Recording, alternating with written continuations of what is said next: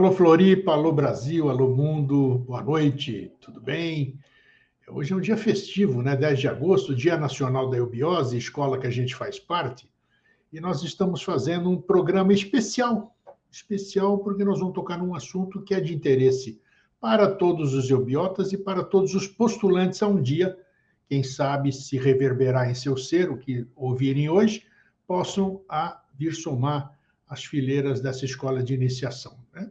O tema que nós vamos abordar hoje é Manu, semente e Manu, colheita. O que será isso? Manu? O que será Manu?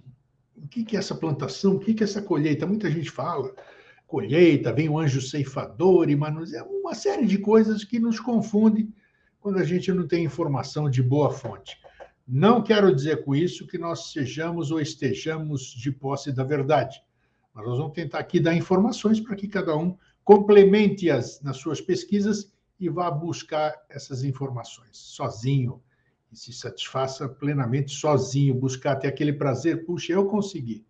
Eu recebi indicações, eu recebi fontes e fui atrás. Isso é muito gratificante para o ser. Bom, estou trazendo aqui o querido amigo e irmão René Monterrey, o militante não é muito o termo, não gosto muito desse termo, mas ele participou durante muitos anos de escola de iniciação, ainda continua no meio, porque quem é iniciado nunca é terminado, né? Nunca. O próprio nome já diz, iniciado não se termina. Então é isso, vamos tocando, vamos estudando até o dia que a lei não quiser mais. Deixa eu convidá-lo aqui. Oi aí, Renê, como é que você está? Tudo bem? Quase que eu apresento o programa sozinho aqui, você nem precisa. Como é que você está? Tudo bem? Tô tudo bem. Ó, assim, militante não, mas apaixonado sim. Apaixonado. Eu não achei o termo exato na hora, assim, então por isso que eu falei, e me redimi, né?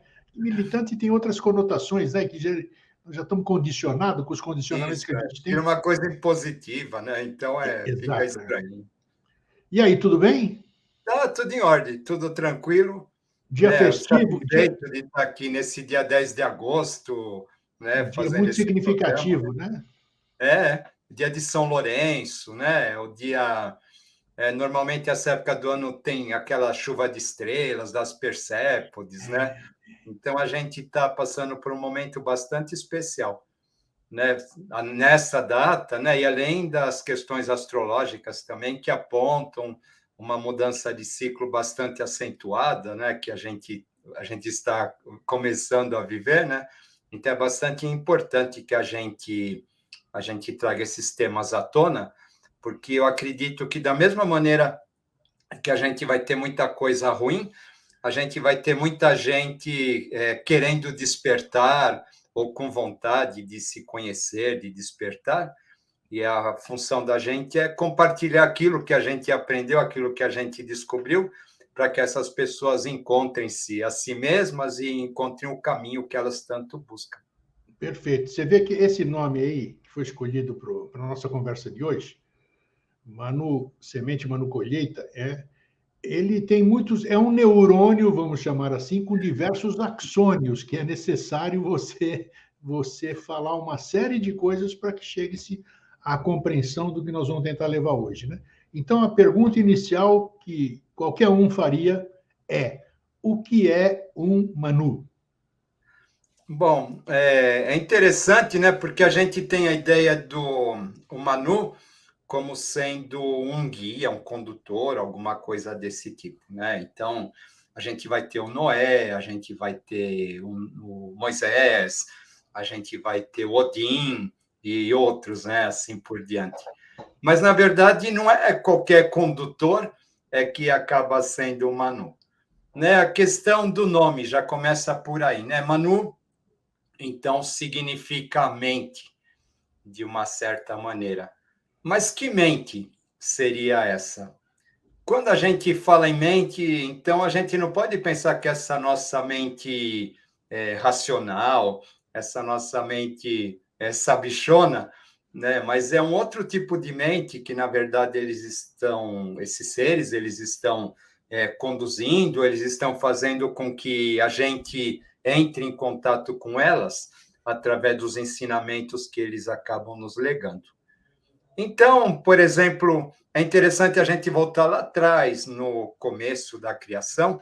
Eu quero poupar dos nomes sânscritos, etc., que isso daí não faz muito sentido, mas a gente entender que houve num começo, a gente tem a criação do universo, e aquele universo, então, ele é um ponto que depois ele se divide em dois, ou seja, então ele começa a pulsar, né? Sístole e diástole. Né? Ele vai começar pulsando que nem um coração, né? E essa pulsação ela vai acontecer de que maneira? Ela vai acontecer através de um movimento de expansão, que a gente chama de Manvantara, ou Manu Avatara, né? Manvantara, né? Como sendo a fusão dessas duas palavras, e um momento de repouso, que é chamado de Pralaya. Ou seja, né, existe um momento de expansão, um momento de recolhimento, de expansão, de recolhimento, que nem um coração, né, ou que nem as ondas do mar, né, do grande oceano acástico e assim por diante. E o que acaba acontecendo, então, o que está expandindo no momento em que ocorre essa descida? Né, o que está expandindo é a mente. Né? A mente, o universo ele é mental, ele começa, então, a existir a partir da mente divina, etc., né? Que a gente vai associar à tríade superior. E essa mente, então, na verdade, é ela que vai descendo, ela que vai tomando forma. Então, o termo Manvantara, o termo Manu, Avatara, na verdade, ele significa a descida da mente.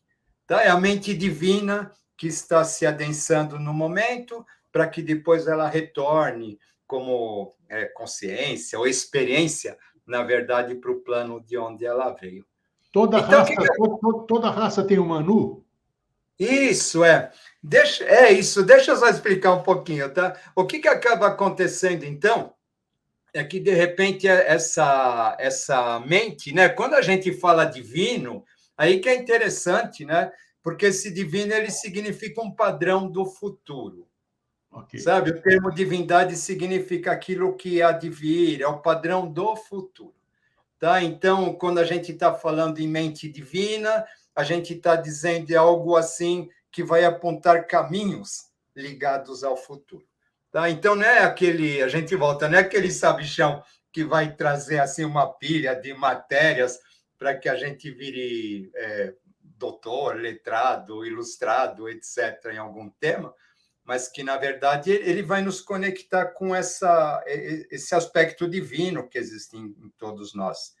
Então, ele vai fazer o quê? Ele vai usar uma palavra, a linguagem do segundo trono, que é a linguagem dos anjos, é uma linguagem poética, musical, abstrata, que é uma linguagem que tem a capacidade de tocar o coração das pessoas muito mais do que a questão racional. Tá? Essa linguagem chama-se Senzar, né? Que é uma linguagem sacerdotal, entre aspas, que ela tem a capacidade exatamente de trazer atrito na nossa mente. Ela é o contrário do que muito aquilo do que as pessoas imaginam, porque o que vai acontecer através de um sentimento, através de algo de novo que ela traz, de uma semente que é lançada, ela vai fazer com que a nossa mente entre em atrito e a nossa mente comece a questionar as coisas, e a nossa mente, então, ela saia daquela inércia que ela costuma ter normalmente, e ela comece, então, a entrar num movimento diferente e comece a buscar respostas, comece a crescer e comece a se transformar. Então, o que acaba acontecendo, né? Dentro disso, esse Manu é o ser que vai trazer esse tipo de coisa. Tá? Quando a gente tinha na Atlântida, a gente tinha, então, as raças, a raça não era a raça Atlântida, né? Mas a gente tinha aquelas hierarquias espirituais convivendo com os seres da Terra, etc. E eles acabam perdendo veículos, né? Então, o que acaba acontecendo? Vai começar um novo processo, a questão das escolas iniciáticas, a questão do Santo Graal, e aí, então, vai surgir duas coisas, o itinerário de Ó e vão surgir os manus, né? Sendo que o itinerário de Ó ele vai representar um caminho em que essa consciência vai se manifestando pela face da Terra, de Oriente para Ocidente, de Norte para Sul, segundo a cruz do Pramanta. O que acaba acontecendo, então, é que nesse caminho, agora vem a sua resposta, tá? No meio desse caminho, existem, então, várias civilizações e existem vários povos. E o que acaba acontecendo, uma função desses manus, eles vão, eles vão arregimentar as mônadas que estão aptas para um determinado trabalho, para um determinado ciclo, momento, etc., e vão pegar essas mônadas e vão transformar, vão transformar, não, e vão transportar de um local para outro. Eles vão conduzir, eles são condutores. Tá? Por quê? Né? Porque a questão da consciência ela está também associada a uma questão de movimentação geográfica, tá bom? Então, né, esses manus, diante desses diferentes povos que existem, sim, aí surgirão diversos manus associados à questão que esse povo ele tem a desenvolver. Então, sim, esses povos eles serão conduzidos para determinados pontos, onde eles levarão aqueles valores que lhes são respectivos, aqueles valores que são condizentes com o desafio evolucional que cada um deles precisa realizar. Tá bom? Então, de tempos em tempos, sim, quando sempre que se conclui um ciclo, né, para a gente ser assim, falando de modo simplista, sempre que se conclui um ciclo, então vai surgir um Manu, onde ele vai pegar toda aquela essência que foi realizada e vai transportar para algum determinado ponto. Tá? E essa essência, muitas vezes, sim, são seres, são pessoas que são portadores de um determinado estado de consciência, né, que precisam levar isso para um determinado ponto, para que, a partir daquele ponto, seja dada continuidade no processo evolutivo da humanidade. Ô, Renê, um Anu ficou claro que é um condutor, certo? Correto? Qual é a diferença, assim, para que fique bem clara essa questão? Avatara também é um condutor. Também. Todo avatar é um condutor. Como diferenciar um Manu de um Avatara? Olha, eu vejo da seguinte maneira, tá? O Manu, na verdade, ele é um avatar, entre aspas, né? Só que ele é um avatar de grau de consciência menor. Tá Entendo. bom? É como se a gente dissesse assim, ele tem aquela história dos 50%, 25%, né? Ok. Na verdade, é um ser que tem esse papel, mas, na verdade, ele tem um grau de consciência menor, né? A capacidade dele, né, de assimilar a consciência vai para um grau menor, e, na verdade, a função dele, na verdade, é direcionar os povos para que, na verdade, sim, eles se encontrem com o Avatar, ou eles tenham a capacidade de reconhecer o Avatar. Tá bom? Perfeito. Então, por exemplo, ele é um precursor. Ele é aquele que vai dizer, vai apontar caminhos, vai trazer novas questões, vai atritar a mente. Ele vai fazer o trabalho de preparar o terreno. Para quê? Para que, quando o avatar, na verdade, ele acabe se manifestando, ele possa ser reconhecido. Tá bom? Então, para isso, esse Manu, a história é que ele é o legislador, né? Então, o Sim. que ele vai trazer? Ele vai trazer leis, entre aspas, ele vai trazer preceitos a serem seguidos, cuja única finalidade, na verdade, é fazer com que haja uma mudança nos discípulos ou nas pessoas a nível energético de uma maneira tão intensa que depois essa mudança ela acaba se transformando, sim, numa mudança de DNA e vai acabar dando origem àquilo que a gente chama nova raça. Tá bom? Ele vai fazer esse trabalho, né? Você percebe que é um trabalho de preparo, mas é um trabalho importantíssimo. É como a pessoa que vai construir a casa, né? Para que depois o dono da casa ele possa morar. Então, o Manu, sim, ele vai fazer esse trabalho, mas para isso é interessante a gente perceber que são diversos Manus e cada um deles vai falar em linguagens diferentes, em graduações diferentes, para que, no conjunto todo, né, o trabalho de preparo da vinda desse avatar maior, ele possa ser realizado. Interessante aqui que você estava falando de Manu, me veio à mente Moisés, né? Moisés teria sido um Manu, com toda certeza. Com certeza, né? Né? Pelo menos o que a história a gente sabe que ela é manipulada, é contada de acordo com os interesses e tudo, mas nesse caso aqui, já que a figura ele contatava alguma coisa, eu não sei, deixa eu te perguntar, o Manu tem consciência e ligação com o quê? Com a fonte, com a mônada, com o quê? Para a gente fazer uma analogia com quem que ele sobe lá na montanha, recebe a tábua, né, não sei o quê, de uns preceitos de conduta, seria de Deus, né, que o homem criou esse ser antropomorfizado e denominou Deus. Então, Moisés, que foi um Manu, ele colhia essa informação da onde? O que tem de verdade nessa história? Qual é a fonte de informação do Manu? Tivemos depois diversos outros que todo mundo sabe, né? Cada civilização, como você foi feliz em dizer, teve o seu Manu, o seu condutor. Né?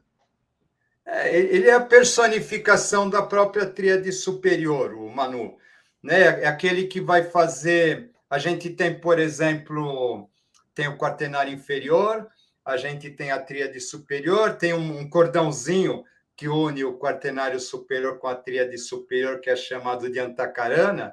Então, acredito que o Manu ele vai fazer exatamente esse papel de Antakarana. Né? Então, a gente pegando esse simbolismo do fio, né? Então, o que ele vai fazer? Ele vai conduzir do quaternário inferior para o ternário superior.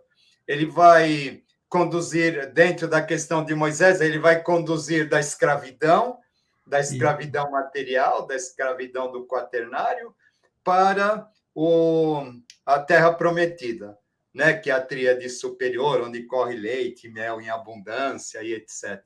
No meio do caminho, esse Antakarana, né, que é a passagem estreita, na verdade, é o deserto.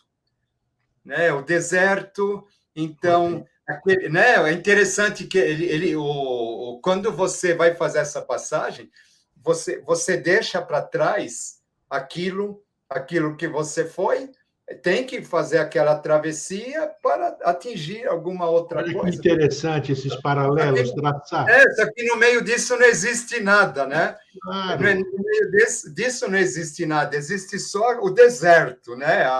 É o deserto de tudo, porque você deixou de ser alguma coisa e está se preparando para ser outra, mas quando você está no meio do caminho, você não é nem uma coisa nem a outra, né?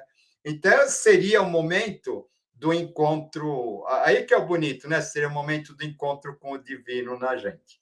Tá? Porque nessa hora você se despiu de tudo, né? E você está se preparando para uma outra coisa. Só que o que é bonito dessa simbologia, então você vê que Deus vai se manifestar no deserto, né? A passagem do Mar Vermelho, ele vai aparecer em vários momentos e ninguém acredita, né? Ninguém acredita e eles estão sempre pensando em voltar para o passado, né? Eles estão lá adorando o bezerro de ouro, etc. Né? E então, o que acaba acontecendo? Nesse momento, você vê que o Moisés é aquele que vai ficar fazendo o link, ele vai ficar persistindo, né? Para que essas pessoas, na verdade, elas continuem no seu caminho e etc. Chega num determinado momento em que, então, ele vai receber as tábuas da lei, né? Ele vai ver aquela árvore, aquela sarça ardente, e, na verdade, representa o contato dele com Deus. Né? Então, acredito... Porque o que acaba acontecendo? Né? Dentro desse Antakarana, a gente já está entrando em contato com o divino. Né? Já é o nosso momento. Porém, o que acaba acontecendo é que a nossa mente racional ela não reconhece o divino. Então, o divino ele se manifesta, né? Mas a gente não vê, mas a gente não percebe. Por quê? Porque a gente não tem essa semente dentro de nós. Né? O Manu é o único que tem essa semente dentro dele, porque ele representa essa própria conexão, então ele vai fazer esse papel.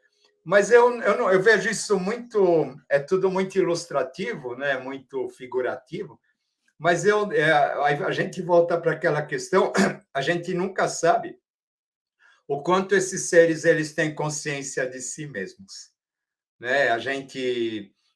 Um avatar talvez sim, né? Mas um Manu talvez ele já não tenha tanta consciência nesse sentido. Ele acaba sendo um veículo que é impulsionado a fazer um determinado trabalho, onde algumas vezes ele vai ter vislumbres, ele vai ter contatos, ele vai ter orientações ou coisas desse tipo, mas nem sempre ele vai ter essa consciência o tempo todo de quem ele realmente é. Assim como acontece com todo mundo, né? A gente está aqui nesse plano manifestado e a gente vai ter as nossas dúvidas. O próprio Cristo, né? Ele tinha dúvidas a respeito dele, dizem, ele vai suar sangue, né? Quando ele começa a perceber a grandiosidade que havia por trás de tudo aquilo, né? Ou seja, né? A dúvida faz parte das questões, mas eu acredito que o Avatar, ele como símbolo, ele é a personificação dessa busca eterna, desse princípio divino que existe dentro de todos nós, né? Porém, né, se a gente não faz o trabalho de abandonar o passado e etc., a gente não consegue conectar. Eu tenho uma curiosidade aqui que é bem inerente ao que nós estamos conversando. Nós estávamos falando sobre o Manu Moisés, que recebeu uma tábua com 10 mandamentos, sei lá do que, mas tudo bem. Nós temos, por outro lado, a gente que estudou, a gente passou pela escola, estamos na escola, os 10 mandamentos agartinos. Qual é a diferença entre os mandamentos agartinos e os mandamentos de Moisés? Vamos chamar assim. Na síntese, na essência, é a mesma coisa dita de uma forma diferente? Ou não? Eu acho que tem alguns mandamentos que eles foram mudados, né? Então, né, por exemplo, aquela coisa de. Tem coisa assim, por exemplo, não cobiçar a mulher do próximo, não cobiçar as coisas alheias, etc. Né? Na verdade, os mandamentos eles não chegam dentro dessa distinção. Dessas Né? minúcias. Mas então você vê que os mandamentos católicos, que a gente acabou conhecendo, da Bíblia, etc., né? Eles são mandamentos mais ligados assim, a uma conduta no mundo objetivo. Ao passo que o mandamento agartino ele já vai falar do mundo subjetivo. Entendi. Tá bom? Então ele já não mentir, né? Então jamais falsear a verdade, porque você estará falseando a si mesmo, né? Essas questões todas, né? Elas são muito mais profundas, né? Do que simplesmente não pecar contra a castidade, não furtar, etc., né? Então, na verdade, eles estão dizendo de outra coisa, né? Então, o que a gente percebe, sim, é que quando existe uma manifestação de um ser desse tipo, o que acaba acontecendo é que eles recebem uma ideia, que essa ideia, mas é ideia no sentido, né, no sentido de conexão com inspiração, né, conexão com a tríade superior. E, na verdade, isso daí, com o passar do tempo, infelizmente, vai sendo deturpado e vai virando uma receitinha de bolo, assim, que continua sendo válida, né? A gente não vai desmerecer isso, né? Isso daí continua sendo válido, mas não mais tem a capacidade de nos fazer refletir, de nos fazer conectar ou buscar alguma coisa superior através dessas palavras. Eu anotei algumas coisas para te perguntar aqui, e uma coisa curiosa que eu anotei, eu não sei como é que eu anotei isso aqui. A queda atlântica como início do metabolismo do Manu. O que tem que ver Manu com metabolismo? Eu não entendi isso aí que eu li. Então, o que acaba acontecendo, aí volta, né? Eu já comentei isso no começo, né? Que a questão, assim, quando tem a queda atlântica, então o que vai acontecer? Vai ter uma parte afunda e outra parte vai ter uma diáspora, né? Vai ter uma diáspora pelo planeta, né? Pela superfície do planeta, e aqueles seres eles vão precisar ser reunidos novamente. Sim. Por quê, né? Porque aqueles seres que aqueles que restaram de tudo isso, né? Se a gente for pensar, eles eram aqueles seres que, em termos de consciência, eles estavam num grau mais adiantado em relação à maioria. Então, era importante que, a partir daí, houvesse, então, seres, né, guias, condutores, que reunissem esses seres da Atlântida que se esparramaram em determinados pontos, né, para que, em função disso, fosse feito um trabalho, né, de redenção da mente, né, para que a gente conseguisse recuperar pelo menos uma parte daquilo que foi realizado na Atlântida, para não ter que começar do zero novamente.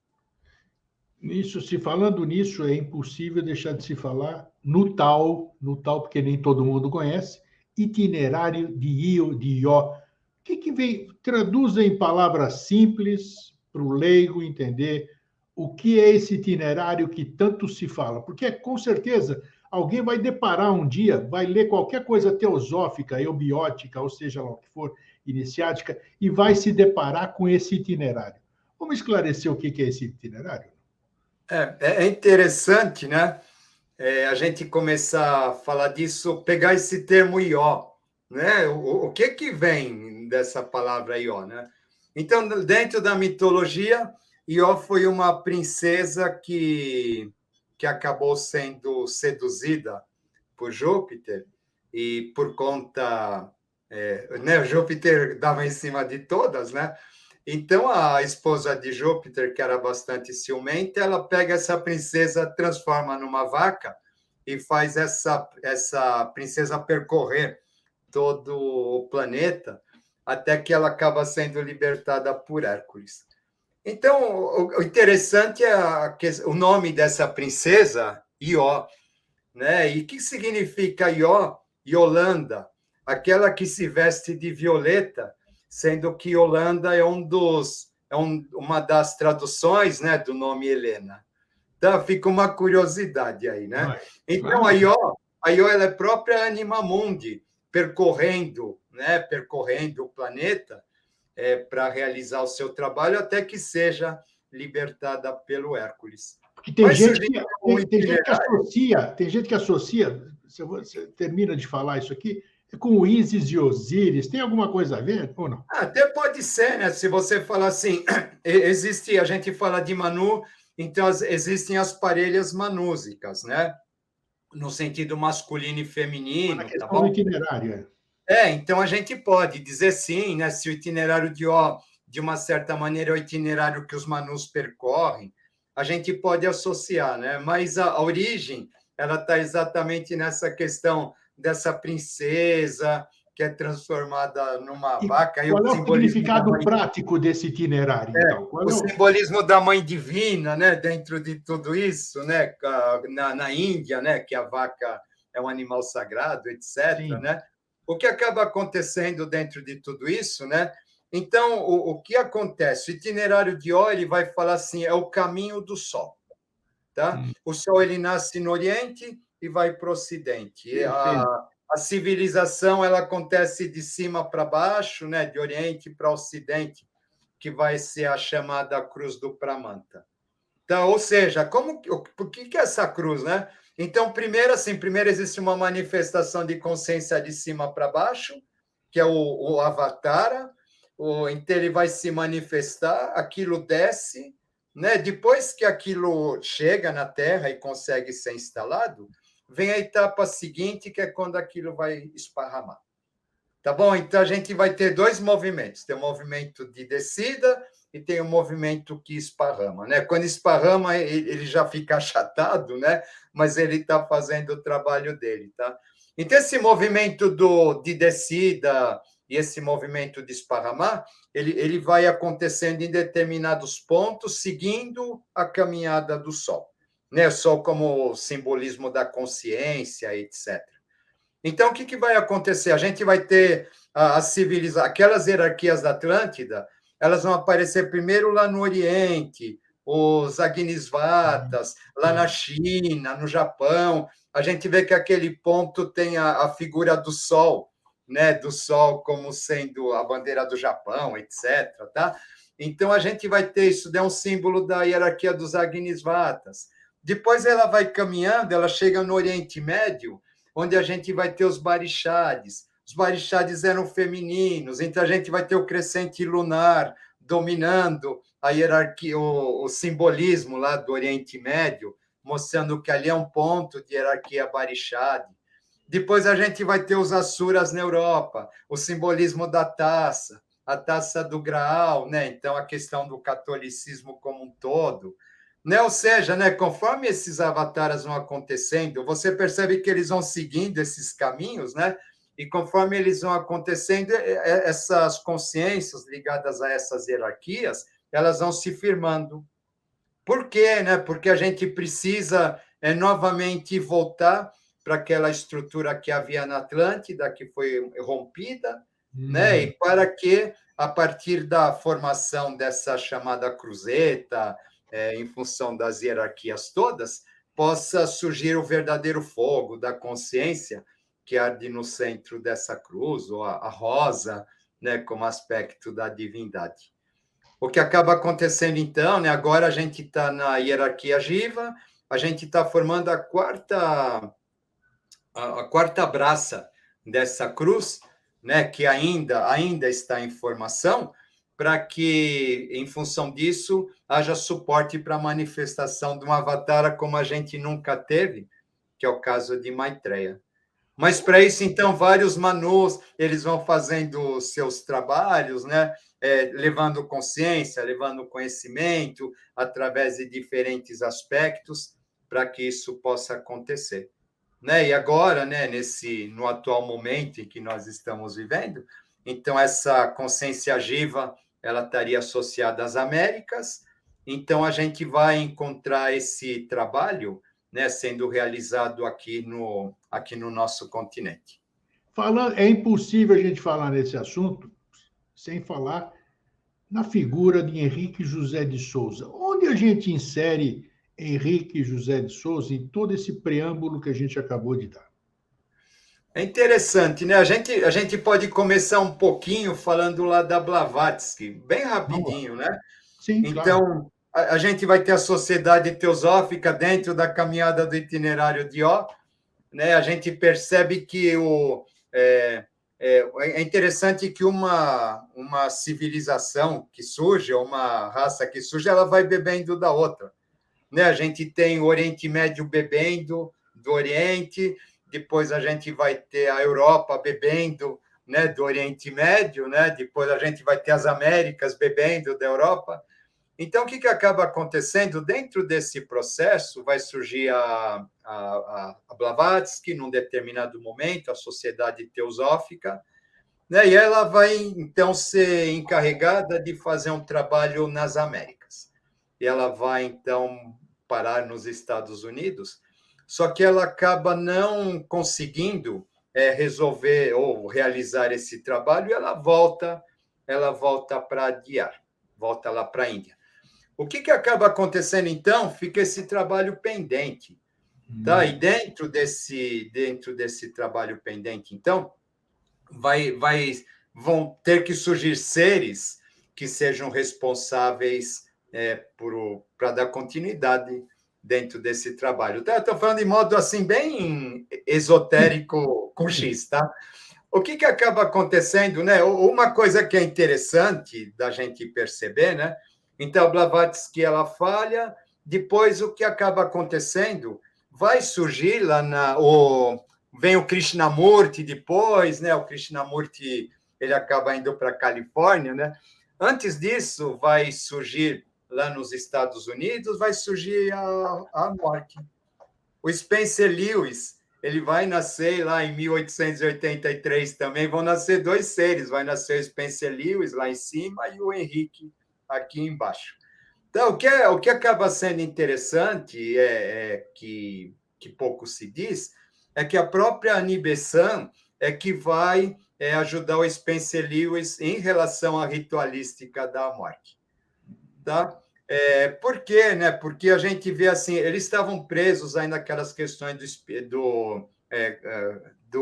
o espiritismo ainda visto com muita desconfiança, né? A Blavatsky vai ter problemas disso. Eles não estavam aptos ainda para passar direto para uma questão teosófica. Então, o que vai acontecer? Né? O Spencer Lewis ele vai resgatar a partir desse ponto e vai começar a introduzir as questões das ordens iniciáticas. Tá? Para isso, a Annie Besant vai ajudá-lo, sim, em relação à ritualística. A Besant ela é um personagem interessante, né? Porque depois, quando ela... Contestadíssima. A questão da sociedade teosófica, né? O Henrique aqui embaixo, né? A gente volta ao Henrique aqui embaixo, ele vai começar também como uma filial, né, da Teosófica de Adyar. Né? Ou seja, tudo indica que sim, ninguém abre uma filial de uma loja teosófica sem ter contato, né, com a diretoria dessa loja e etc. Né? Então, a Besant ela vai estabelecer assim, uma série de movimentos aqui na América sob a orientação da Teosófica, que acaba sendo bastante interessante. Aí, então, a gente vai ter isso dentro do que eu percebi, né? A gente vai ter, então, o Spencer Lewis, ele vai começar a fazer esse trabalho lá nos Estados Unidos, logo após a Primeira Guerra, finzinho da Primeira Guerra, né? E aqui embaixo, então, a gente vai ter o Henrique, né? O professor Henrique, fazendo o trabalho para preparar a etapa seguinte. Tá bom? Aquela questão de raça bimânica e raça atabimânica.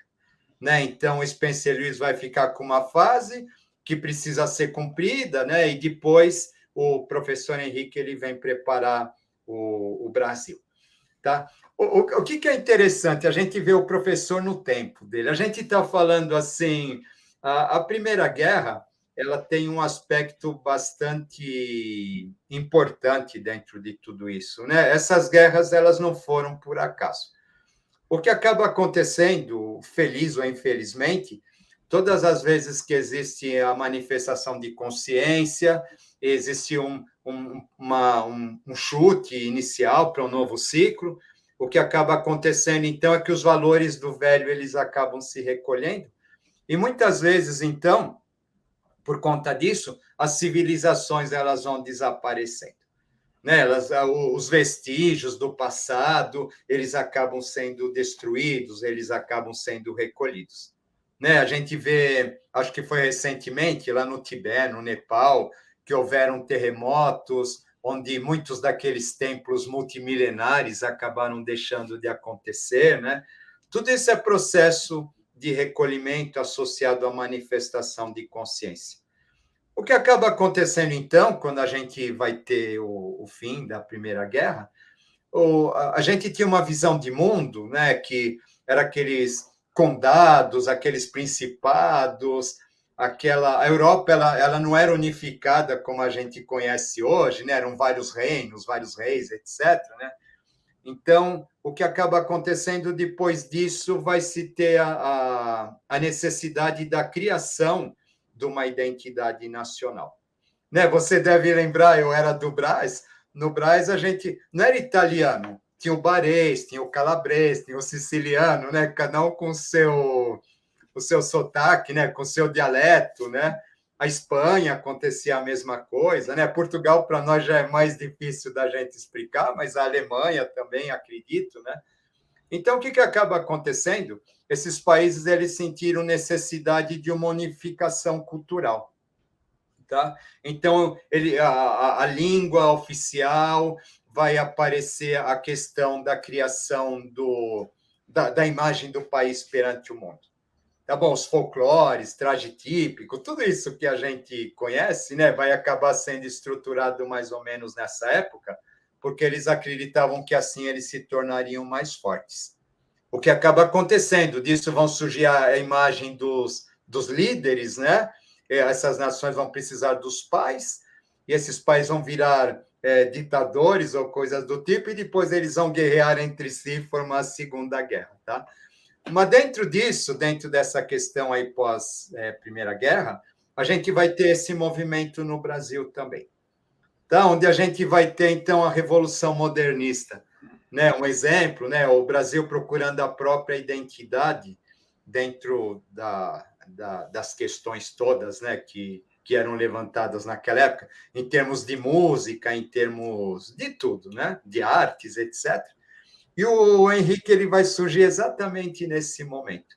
Ele vai estar no Rio de Janeiro, que é um momento assim de uma efervescência enorme dentro de tudo isso, e ele vai pegar então as questões teosóficas e vai unir com as nossas questões da semente em Catupi, ele vai trazer toda essa questão que estava sendo elaborada lá dentro, lá na Europa, dentro da questão teosófica, e vai estruturar isso de uma maneira brasileira, de acordo com a nossa linguagem, de acordo com aquilo que o nosso povo tinha condições de aprender.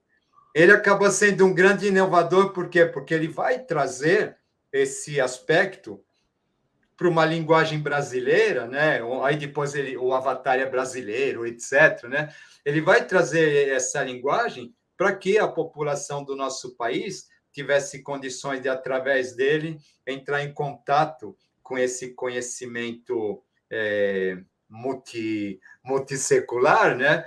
Da ciência das idades, porém de um modo assim que eu acho fantástico, tá?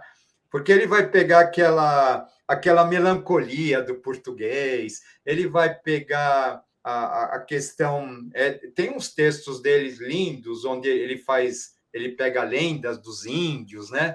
Ele vai pegar tudo isso e vai fundir numa coisa só, criando, sim, no meu entender, uma identidade teosófica brasileira extremamente particular e extremamente abrangente, já que aqui é o encontro de todos os povos, e ele vai fazer, então, naquela linguagem voltada para o indiano, voltada para o norte-americano, voltada para o inglês, etc., mas ele vai começar, através do trabalho dele, estruturar essa linguagem direcionada a todas as raças do mundo, e, portanto, né, uma linguagem capaz de irmanar a todas as civilizações, todos os países e toda a humanidade.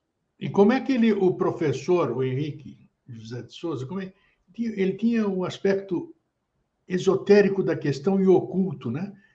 Como é que foi essa ligação assim? Ele era como é que eu vou chamar assim?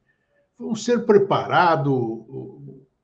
Ele não deixa de ser um Manu, apesar de nem Ele todo vai fazer, ele vai fazer o papel de Manu, né? Quando ele vai, você vê que ele tem todo um caminho para percorrer, né? O chamado itinerário de Ó dentro do Brasil, né?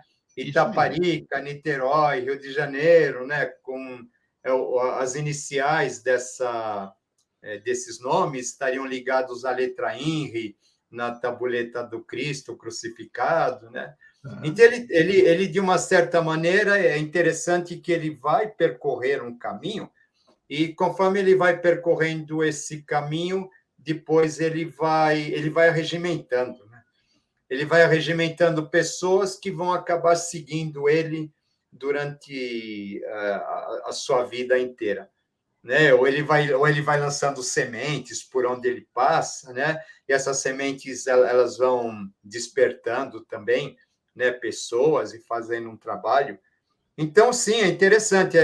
Aí tudo tem a ver com a questão de consciência, né? A gente falou, o Manu ele tem um estado de consciência, depois quando a gente vai falando em mestre, avatar, etc., a gente já está falando de uma outra coisa, né?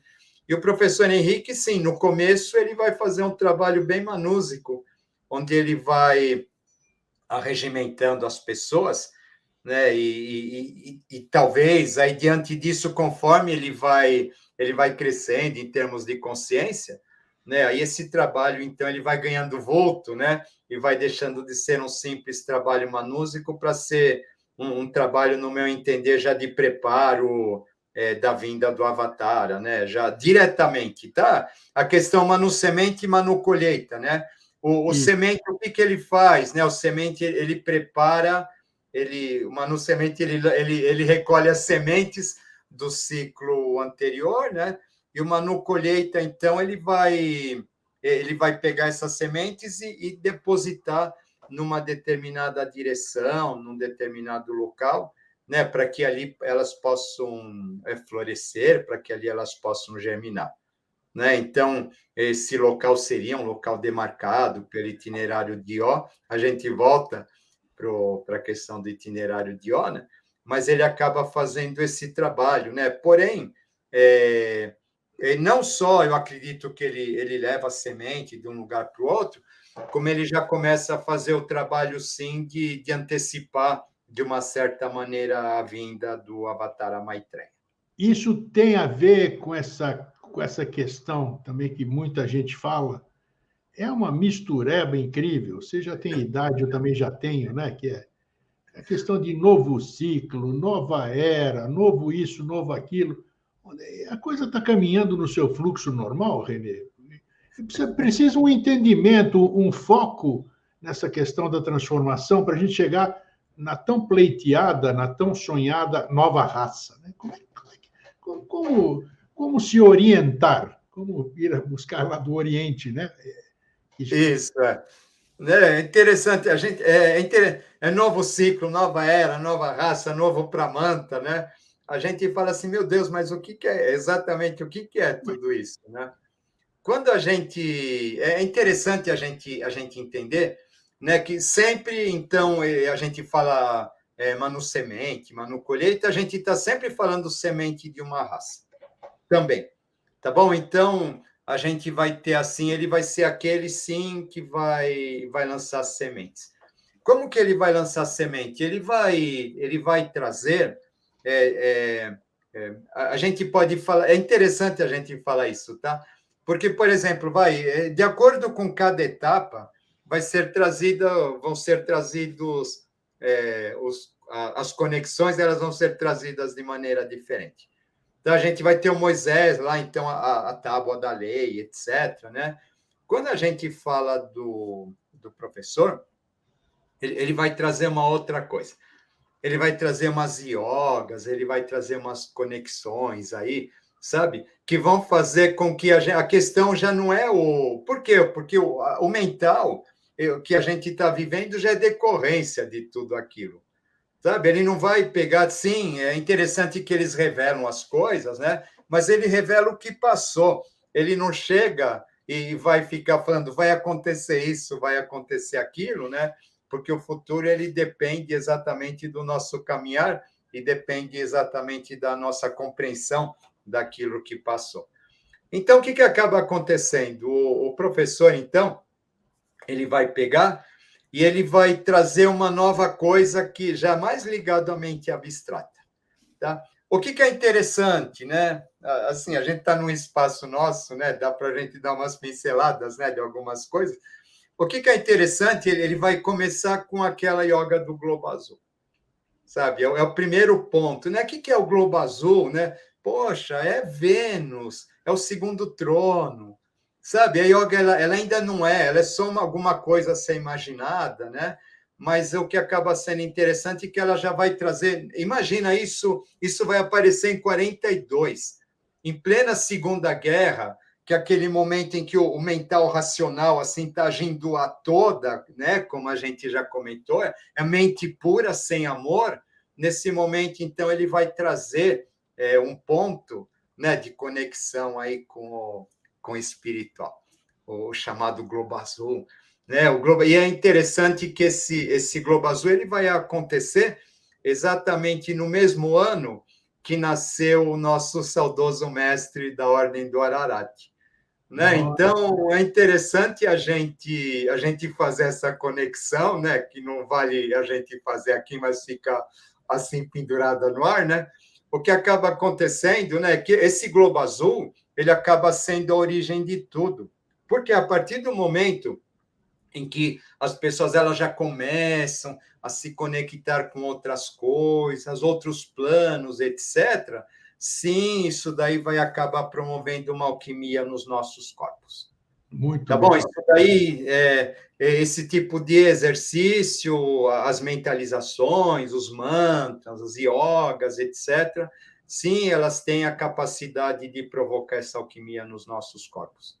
E quando, né? E essa alquimia é tão profunda que ela acaba, sim, interferindo na nossa química cerebral, e em função da nossa química cerebral, o que vai acabar acontecendo é que ela vai interferir em termos de DNA, tá bom? Em termos de DNA, sim, né? Isso daí depois acaba sendo transmitido, tá? O que você Para está descendência, etc. Né? Por isso, então, vai falar que o Manu. Aí é aquela história, né? Que o Manu, então, ele vai deixar uma descendência, né? Onde a semente dele vai se misturar com os homens, etc., para que seja dado esse impulso na consciência humana.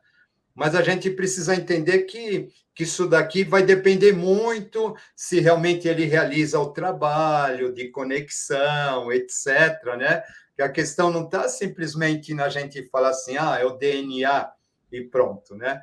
Se a gente for pensar, né, em termos de DNA, né, quando a gente vai ver os nossos ancestrais, então a gente tem 2 pais, 4 avós, 8 bisavós, 16 trisavós, 64 tetravós, né? Ou seja, né, em um século a gente tem praticamente aí 64 pessoas para dar formação em cada um de nós. Quando você vai voltando para trás, você vai chegar lá na Idade Média, né, onde você tem praticamente toda a população da Idade Média sendo nossos ancestrais, né? Ou seja, né, o que acontece? Essa semente divina todo mundo tem, né? Nesse ponto que eu quero chegar, né? Então, a gente fala assim, essa semente ela existe, mas ela precisa ser desperta. Aí o que acaba acontecendo? Eu lembro da homeopatia, tá? Na homeopatia, o que acontece? Você tem lá uma substância que ela vai sendo diluída, né? Ela vai sendo dinamizada, né? Isso. E a partir do momento em que você entra em contato, você toma aquela substância dinamizada assim de modo infinitesimal, né? Então, cada dinamização é como se fosse uma geração que passou.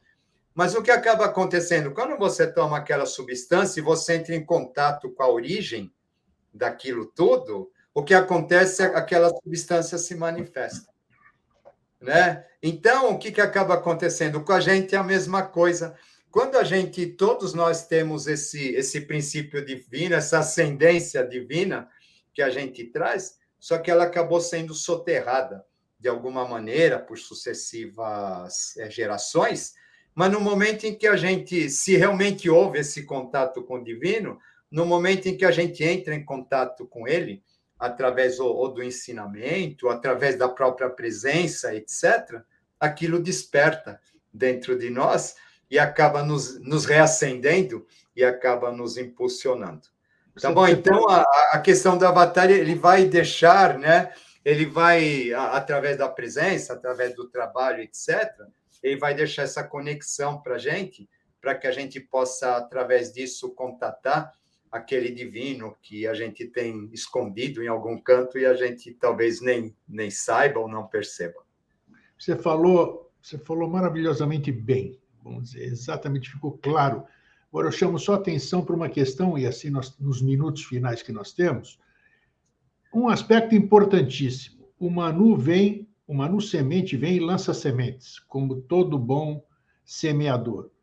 O que acontece, qual é a responsabilidade quando você, eu, seja quem for, nós somos as sementes. Nós somos as sementes. O Manu veio aqui e plantou.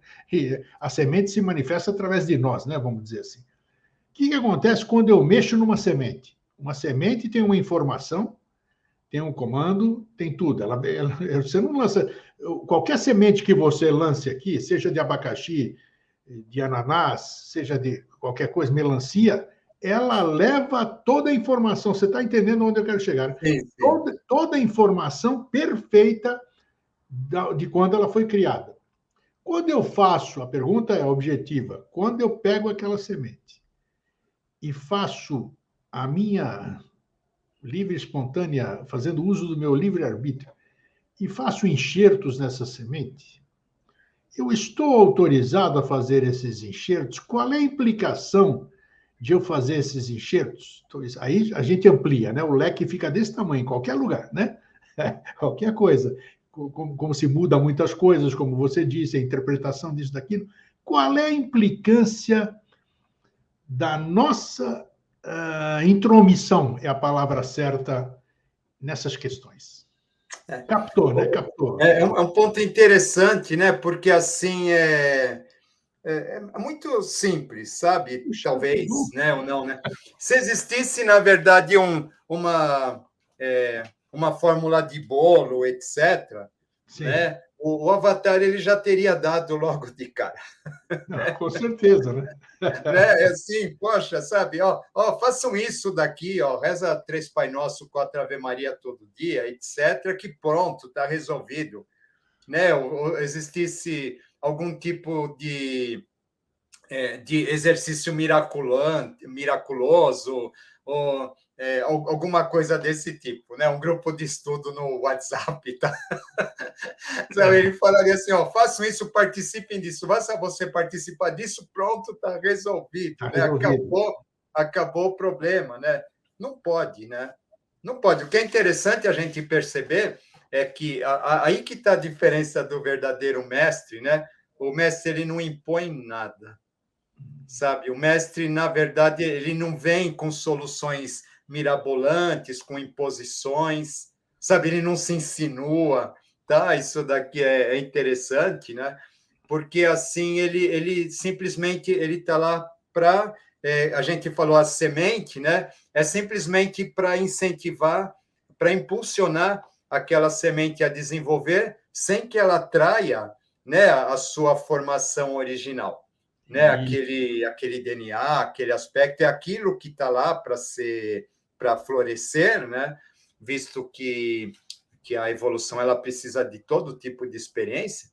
Então, o mestre ele vai simplesmente, ele vai sim, a gente pode falar, ele vai ser o adubo, ele vai ser o fertilizante, ele vai ser a água, né? Mas que vai fazer o quê? Mas vai fazer com que aquela semente ela realize o seu potencial. Tá? E não o potencial dela e não o potencial do mestre. Isso é interessante, tá? Por que eu digo assim, né? Porque ele não interfere no nosso livre-arbítrio, tá bom? Ele poderia, imagina, um ser de poder, etc. Ele faria uma mágica, tocava a fronte de todo mundo, pronto, está todo mundo desperto, acabou, sabe? Vamos acabar logo com isso e pronto, né? Não, se a gente não conquistar aquilo pelo nosso próprio esforço, a gente não vai chegar em lugar nenhum, porque aquela conquista não é nossa. Se eu ficar seguindo até o próprio Avatar, né? Aquela frase do professor que eu acho lindo, né? Que eu acho linda, quando ele diz: venho para vos trazer um novo estado de consciência, mais importante que o meu pensamento e a minha maneira de pensar, para que vocês tenham seus próprios pensamentos e o direito de se revoltar até mesmo contra mim, né? Ele não quer seguidores, né? Ele quer pessoas que cresçam por si só, né? Pessoas que evoluam por si só, porque se fosse para ficar seguindo regrinha de bolo, né? De receita de bolo, né? Na verdade, ninguém se realiza. Ninguém se realiza pelo outro. Você sabe muito bem, né, Grego? Não adianta, a gente tem um filho, a gente tem alguém mais jovem, etc. Não adianta a gente falar para a pessoa assim: olha, faça isso porque eu já fiz e já sei que é e que não é. Não, né? Ele tem que chegar à conclusão por ele mesmo, né? Se aquela pessoa ela ficar seguindo tudo aquilo que a gente falou, na verdade ela não vai se realizar.